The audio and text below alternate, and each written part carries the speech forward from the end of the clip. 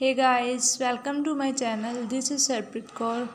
Guys, in this video, I am going to start chapter number 2, that is polynomial for class 10th. So guys, सबसे पहले हम थोड़ी सी introduction और थोड़ा सा मीनिंग समझेंगे पोलिनोमियल का. सो पोलिनोमियल अगर हम बात करें, चैप्टर नंबर 2 हमारे पास है जो 10th क्लास का.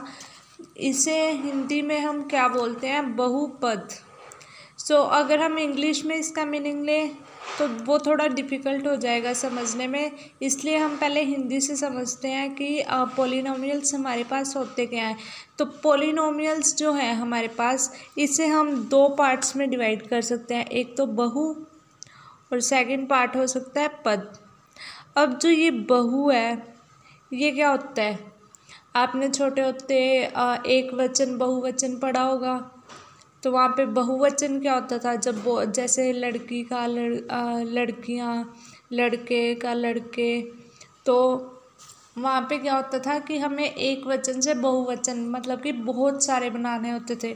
तो यहाँ पे बहु क्या है? बहुत सारे. और पद हमारे पास क्या होते हैं? टर्म्स.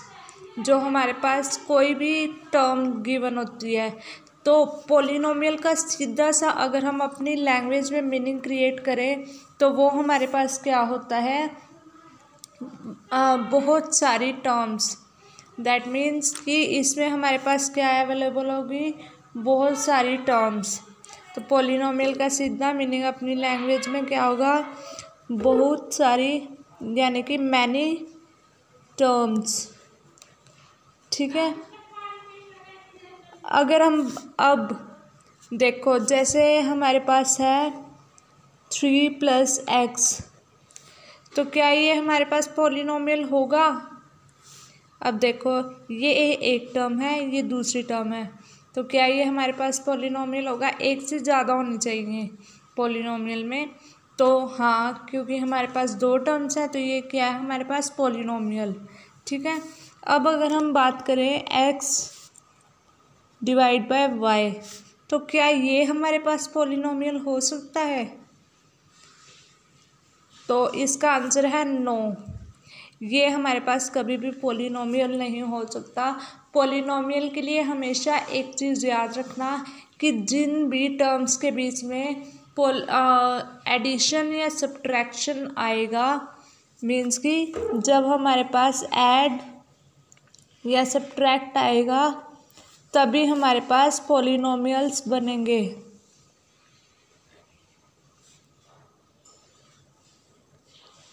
अदरवाइज वो हमारे अगर हमारे पास यहाँ पे क्या आ गया था? डिवाइड, तो ये हमारा पोलिनोमियल नहीं हो सकता. जहाँ पे भी हमारे पास मल्टीप्लाई डिवाइड आ जाएगा वो हमारे पास पोलिनोमियल नहीं हो सकता सिंगल टर्म में. अगर हमारे पास ये आ जाता है x + y / 1 + y, तो ये हमारे पास पोलिनोमियल होगा. क्यों? क्योंकि यहाँ पर हमारे पास एडिशन का साइन है. दैट मीन्स कि ये यहाँ पर हमारी टर्म्स जो हैं वो स्प्लिट हो रही हैं. तो यहाँ पर अभी तक हमने क्या सीखा कि पोलिनोमियल क्या है? Many terms.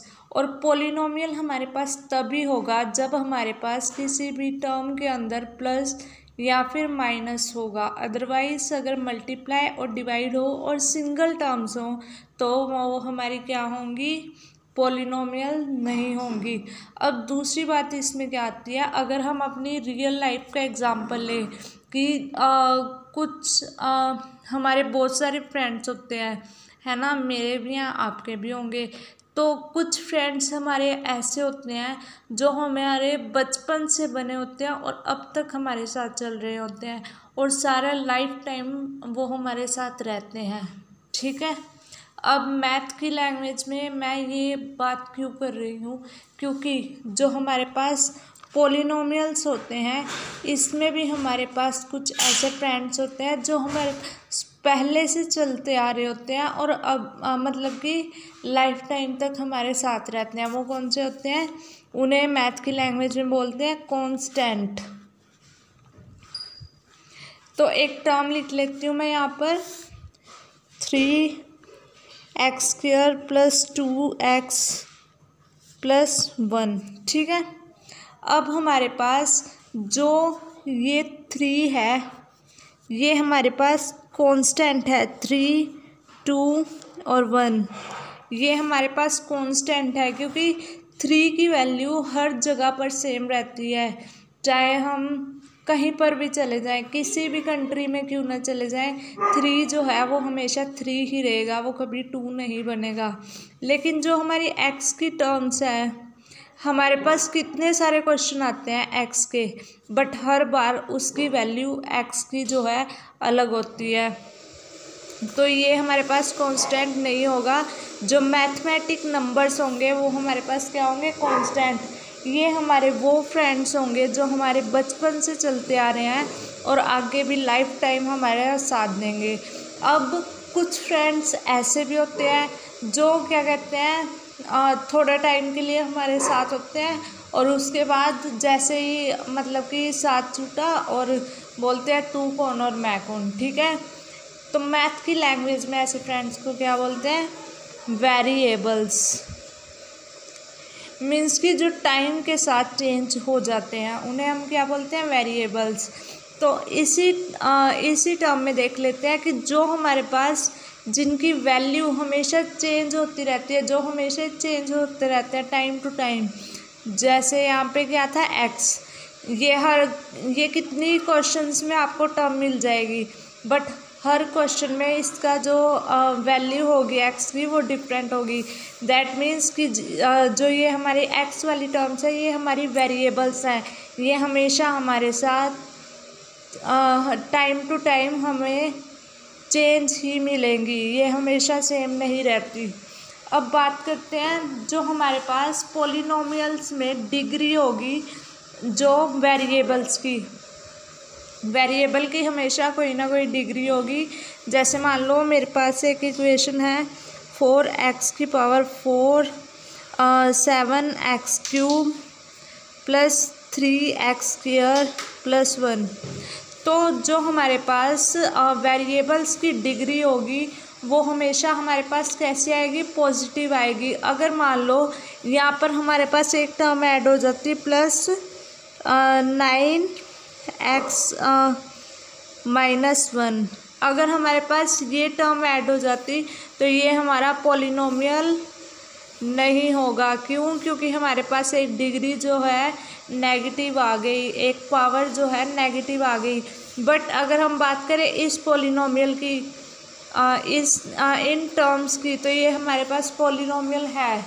क्यों है? क्योंकि हमारे पास यहाँ टर्म्स जो है इनकी पावर जो है वो प्लस में है, पॉजिटिव है। तो ये होगी हमारी फोर्थ थिंग। फर्स्ट थिंग तो क्या थी कि हमारे पास पॉलिनोमियल में मैनी टर्म्स होंगी। सेकंड थिंग कि कांस्टेंट, ऐसी चीज़ें जो हमारे पास, या फिर ऐसे फ्रेंड्स जो हमेशा हमारे सेम रहेंगे।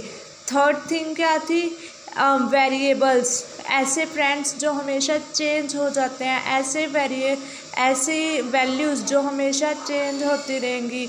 उसके बाद लास्ट हमारे पास जो हमने फोर्थ यहाँ पे किया वो क्या किया कि नॉन नेगेटिव डिग्री। हमारे पास पॉलिनोमियल तभी होंगे जब हमारी डिग्री जो है वो नेगेटिव नहीं होगी। अगर नेगेटिव होगी तो वो हमारे पास पॉलिनोमियल नहीं होगा। उसके बाद एक लास्ट जो है बहुत इम्पोर्टेंट पॉइंट इसमें आता है कि जो हमारे पास पॉलिनोमियल्स होते हैं वो एक स्टैंडर्ड फॉर्म में लिखे जाते हैं। स्टैंडर्ड फॉर्म कैसे होगी कि जैसे हमारे पास मैंने ये टर्म लिखी थी, तो अगर मैं इस टर्म में ये वाली टर्म ना लेती तो अभी आप क्या देख रहे हो यहाँ पे कि ये जो टर्म है सबसे बड़ी है, ये उससे छोटी, फिर छोटी, और यहाँ पे तो एक्स गायब ही हो गया। दैट मीन्स कि जो हमने टर्म्स हैं उन्हें ऐसे लगाया हुआ है कि ये पहले सबसे बड़ी, उससे छोटी पावर, उससे छोटी और सबसे छोटी। मीन्स कि जो है ये डिक्रीजिंग वैल्यूज़ में जा रही है टर्म्स। तो स्टैंडर्ड फॉर्म का क्या मतलब है कि जो हमारे पॉलिनोमियल्स लिखे जाएंगे या तो वो इंक्रीजिंग वे में लिखे जाएंगे या डिक्रीजिंग वे में। यानी कि अगर इसी को मैं कन्वर्ट कर दूं तो इंक्रीजिंग में, तो ये क्या होगा 1 + 3x² + 7x³ + 4x⁴, ठीक है। तो या तो हम इसे डिक्रीजिंग वे में लिखेंगे या इंक्रीजिंग वे में लिखेंगे। तो ये तो हो गया हमारा पॉलिनोमियल्स हमारी अपनी लैंग्वेज में। यहाँ पे हमने सीखी 5 थिंग्स।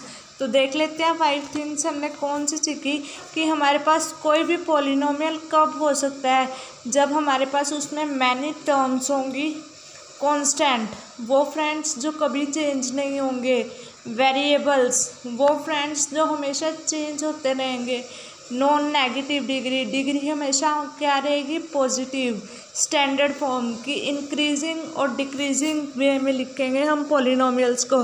तो अब आ जाते हैं बुकिश लैंग्वेज जो है हमारी क्या कहती है पॉलिनोमियल क्या होते हैं।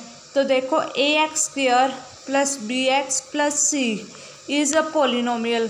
तो अगर हम इस जो है इस वैल्यू को देखें, पॉलिनोमियल को देखें, तो हमारे पास यहाँ पे कितनी टर्म्स है, 3 टर्म्स है। यानी कि ये हमारी फर्स्ट वाली कंडीशन जो हमने खुद बनाई थी टर्म्स वाली, उन्हें फॉलो कर रहा है, क्योंकि इसमें क्या है 3 टर्म्स है।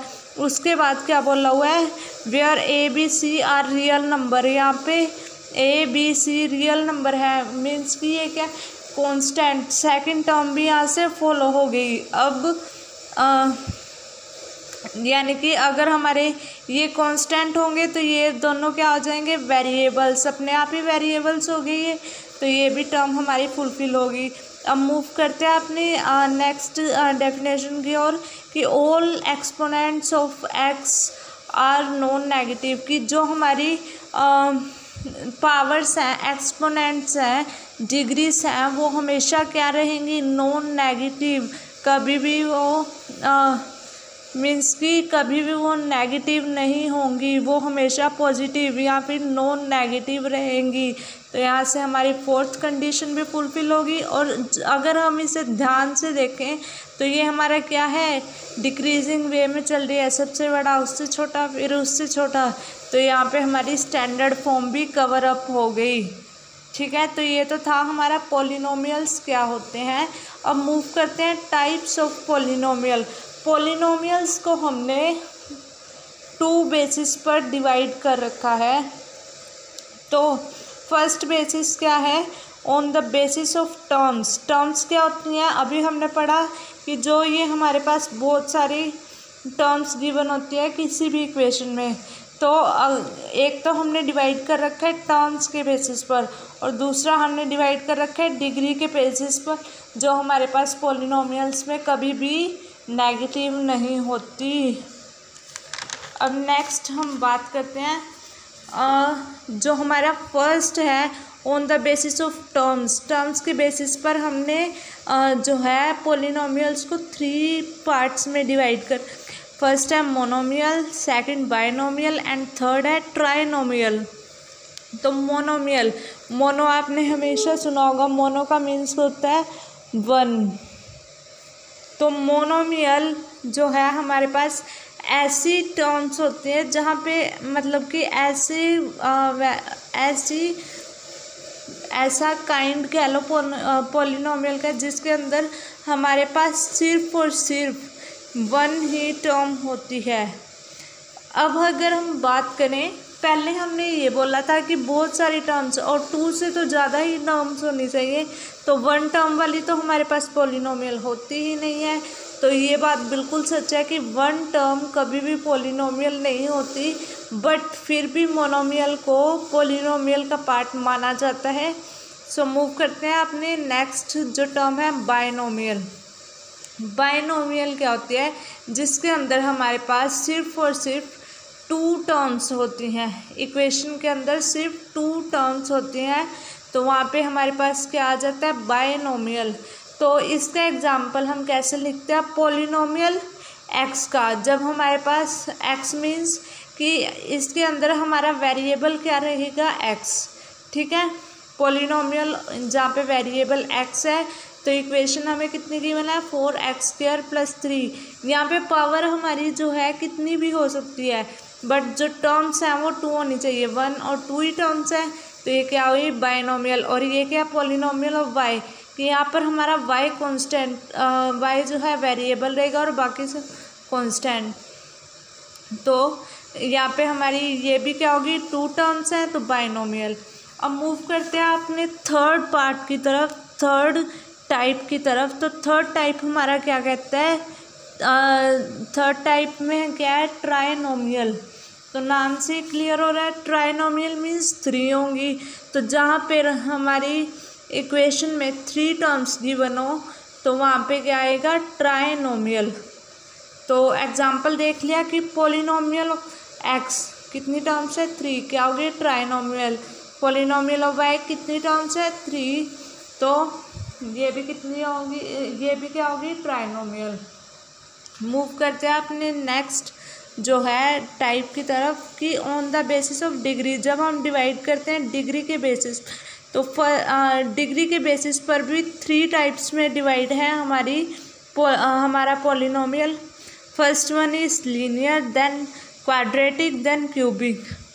तो लीनियर क्या होता है, लीनियर ऐसा पॉलिनोमियल होता है जिसके अंदर हमारे पास हाईएस्ट पावर 1 रहती है।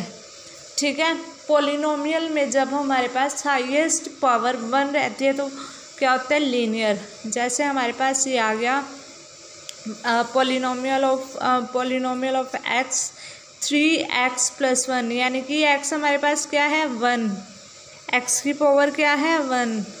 और यहाँ पे क्या है, पॉलिनोमियल ऑफ y निकालें तो 7y + 1। वैल्यू क्या है y की, 1, कुछ नहीं है तो 1 है।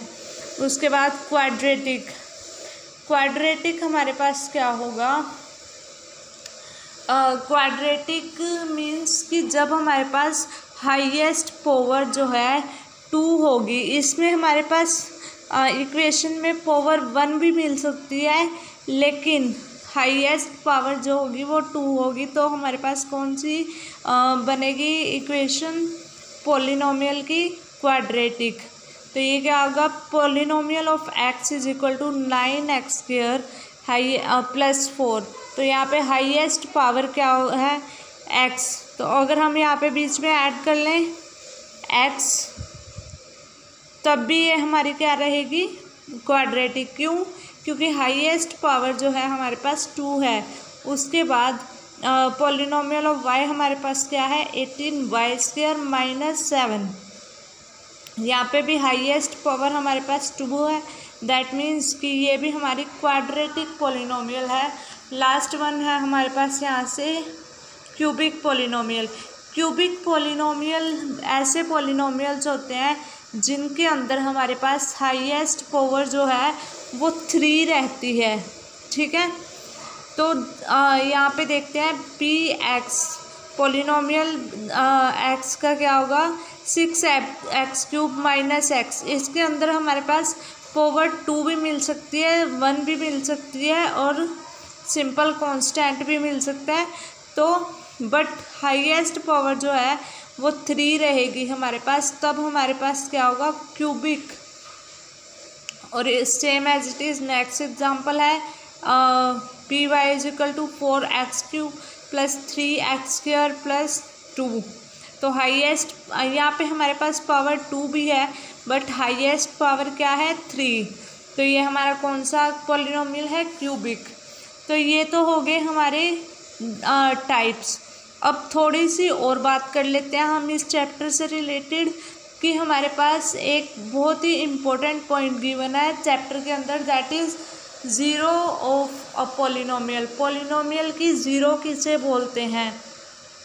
अब एक छोटा सा एग्जांपल ले लेती हूँ मैं, px = x - 3। ठीक है, ये हमारे पास क्या है, लीनियर इक्वेशन है, और क्या बोल सकते हैं हम इसे, बाइनोमियल, क्योंकि 2 टर्म्स हैं। तो ज़्यादा हम डिग्री के बेसिस पर देखते हैं, तो यहाँ पर हमारी कौन सी है, लीनियर इक्वेशन है। तो इसकी हम ज़ीरो कैसे फाइंड आउट कर सकते हैं, ज़ीरो हमारे पास कैसे आ सकती है। इसकी ज़ीरो हमारे पास तब आएगी जब x की हमें ऐसी वैल्यू मिले जिसे सब्ट्रैक्ट करने के बाद, मतलब कि जिसे इक्वेशन में पुट करने के बाद हमारी जो टोटल वैल्यू आ जाए वो है 0। ठीक है, जैसे मैंने ले लिया p x की जगह पे 3, तो यहाँ पे हमारे पास क्या आ गया 3 - 3 = 0। तो यहाँ पे 0 की वैल्यू क्या होगी, ये 3, जिसकी हेल्प से हमारा आंसर 0 आया है। ठीक है, तो हमारे यहाँ पे 0 क्या हो गई 3। और एक बात और बहुत इम्पोर्टेंट कि 0 को ही हम रूट्स बोलते हैं और 0 को ही हम सॉल्यूशन बोलते हैं। तो बुक में अलग अलग जो है बोला जाता है। तो आपको अगर रूट्स फाइंड आउट करने के लिए बोला हो दैट मीन्स कि आपको 0 ही फाइंड आउट करनी है, और अगर आपको बोला गया हो कि आपको सॉल्यूशन फाइंड आउट करना है तब भी आपको 0 ही फाइंड आउट करनी है। और अब देखें थोड़ा सा ग्राफिकल वे में कि हमारे पास जैसे ग्राफ का तो आपको पता ही होगा, ग्राफ हमारे पास कैसे ऐसे, ये हमारे पास x डैश, ये y और y negative means y dash. तो जब हमारे पास एक लीनियर इक्वेशन दी जाती है, जब हमारे पास एक लीनियर इक्वेशन दी जाती है तो हमारे पास इस ग्राफ के ऊपर एक स्ट्रेट लाइन बनती है। जब हम किसी भी एक लीनियर इक्वेशन को सॉल्व करते हैं तो हमारे पास ग्राफ के ऊपर क्या बनता है, स्ट्रेट लाइन। ठीक है, और 0 हमारे पास कैसे आती है, 0 हमारे पास सिर्फ और सिर्फ इस लाइन पर मिलती है। इसके अलावा इस लाइन पर या फिर ऊपर नीचे कहीं 0 नहीं होती, सिर्फ इस लाइन पर हमारे पास 0 होती है। ठीक है, तो अब हमारे पास जो लीनियर इक्वेशन है इसमें हमारे पास एक सिंगल स्ट्रेट लाइन बनती है। ठीक है, स्ट्रेट लाइन मान लो कि हमारी स्ट्रेट लाइन बन गई यहाँ पर। ठीक है, तो अब जो ये लाइन है इसने ग्राफ को x की लाइन पर कितनी बार टच किया, जस्ट एक बार। ठीक है, एक बार ही उसने टच किया, दैट मीन्स कि आपकी ज़ीरोस कितनी आई 1। तो बट स्ट्रेट लाइन तो यहाँ भी बन सकती है, यहाँ भी बन सकती है, कहीं पर भी बन सकती है स्ट्रेट लाइन। तो अगर हमारे पास स्ट्रेट लाइन यहाँ पर ड्रॉ हो जाती है तो x को जो ये लाइन है कहीं पर भी टच नहीं करेगी। दैट मीन्स कि x वाली लाइन पर ये कहीं टच नहीं कर रही। दैट मीन्स क्या है, हमारे पास ज़ीरो की कोई वैल्यू नहीं है, 0 आपके पास नहीं आएगी यहाँ पर। तो जब हमारे पास लीनियर इक्वेशन गिवन होगी तो हमारे पास या तो 1 0 आएगी या फिर कोई भी 0 नहीं आएगी। ठीक है, अब मूव करते हैं सेकंड। जब हमारे पास क्वाड्रेटिक इक्वेशन गिवन होगी, जब हमारे पास क्वाड्रेटिक इक्वेशन गिवन होगी तो हमारा जो ग्राफ है कुछ उसमें पैराबोला बन जाएगा ऐसा, या फिर उल्टा बन जाएगा। ठीक है, तो जो है क्वाड्रेटिक पैराबोला उसमें मैक्सिमम टाइम्स हमारी जो है ज़ीरोस कितनी आ सकती है, 2 से ज़्यादा ज़ीरोस नहीं आ सकती क्वाड्रेटिक में।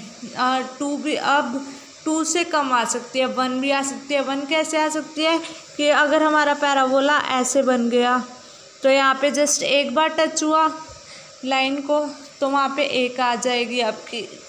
अब 0 भी आ सकती है। 0 कैसे आ सकती है, आपका पैराबोला यहाँ बन गया या फिर कहीं भी और बन गया, बस आपकी एक्स एक्सिस को टच नहीं किया। तो यहाँ पे हमारे पास क्या ड्रॉ होता, पैराबोला। और यहाँ पे हमारे पास मैक्सिमम जो है वो कितनी ज़ीरोस आ सकती हैं, 2, 1 भी 0 आ सकती है और 0 भी आ सकती है।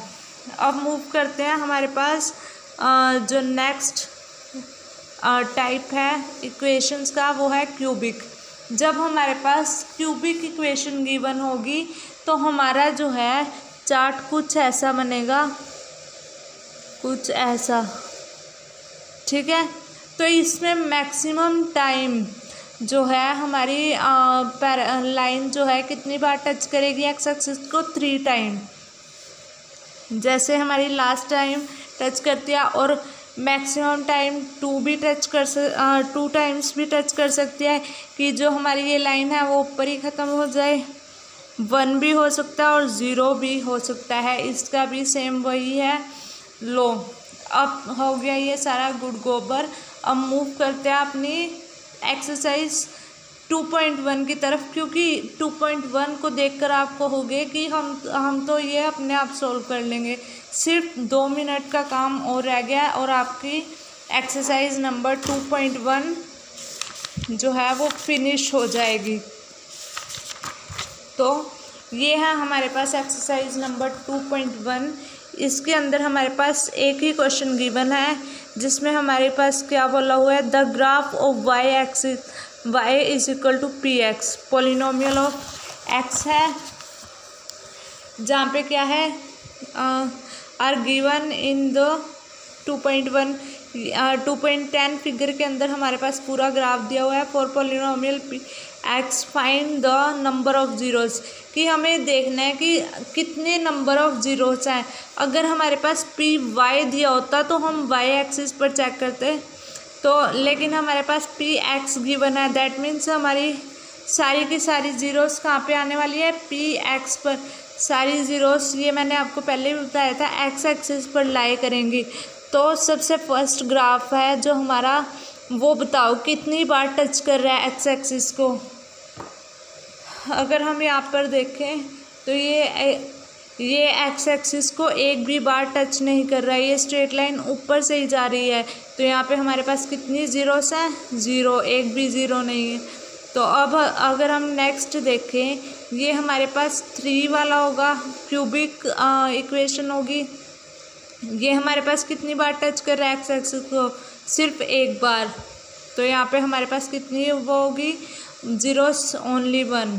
नेक्स्ट जो है हमारे पास, ये कितनी बार टच कर रहा है, 1 2 3, कितनी ज़ीरोस होगी, 3। नेक्स्ट कितनी बार टच कर रहा है, 1 2 ज़ीरोस। ये कितनी बार टच कर रहा है, 1 2 3 4 टाइम टच कर रहा है, तो 4 ज़ीरोस। नेक्स्ट 1 2, अब ये देखो यहीं से मुड़ रही है, यानी कि ये सिर्फ एक बार टच किए इसने, 1 2 3 टाइम्स। ठीक है, ये हो गए हमारी फुल एक्सरसाइज 2.1। सो गाइस, अब मिलेंगे नेक्स्ट एक्सरसाइज के साथ।